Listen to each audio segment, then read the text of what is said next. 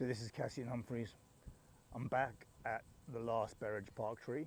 I needed to get a before and after for the video footage you already got, and I've just confirmed through looking at the gum nuts that this tree actually is a Karri tree, which is Eucalyptus diversicola, or I should say Eucalyptus diversicola.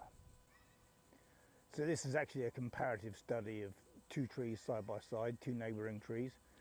One is very highly stressed as discussed, the other is currently in reasonable health. We have another subject tree. This one likewise is showing symptoms of very great stress. We can actually compare it to its neighbour, same species. I don't actually know which species this is, but I can see it's the same tree. This tree is still in reasonable health, but coming back to this fellow, we can see, massive sparsity. It's lost a lot of canopy over time. There is still some health in the very outer canopy, but you can see internally that there's very little canopy left, and the tree has actually started growing masses of what are called epicormic shoots, sometimes called panic sprouting, because the tree is operating with depleted energy, so it's producing this epicormic shooting, trying to generate replacement canopy to be able to keep up the production of photosynthetics through the photosynthesis. But I can see the tree's lost a huge amount of energy, and it's really in depletion. I mean, to be honest, like this tree probably has less than 5 years left. There's already fairly major symptoms of limbs dying. And again, we can see the growing environment, compacted dirt road on one side, heavily compacted turf environment throughout most of its root zone, and then a car park on the other side, which was heavily compacted during construction.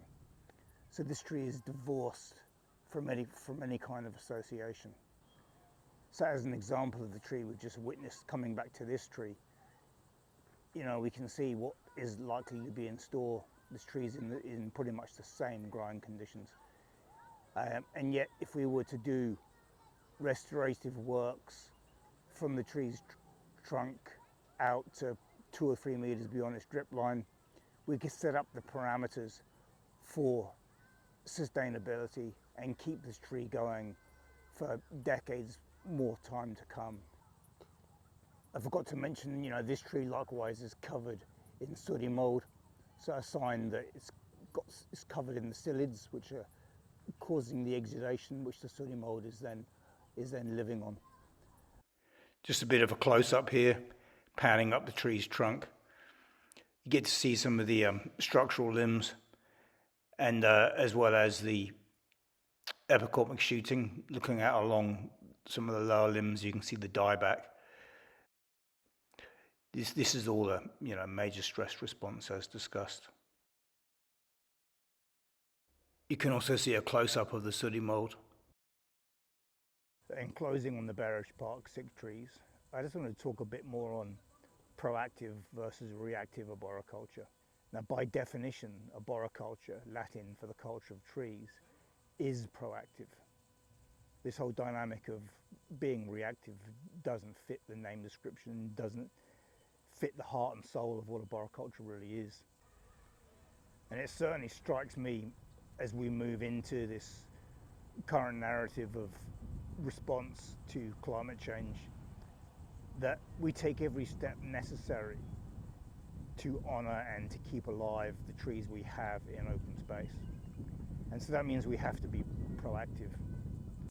On a future session, I'm going to do a cost analysis, looking at a proactive solution versus the current reactive model. Until then, travel well.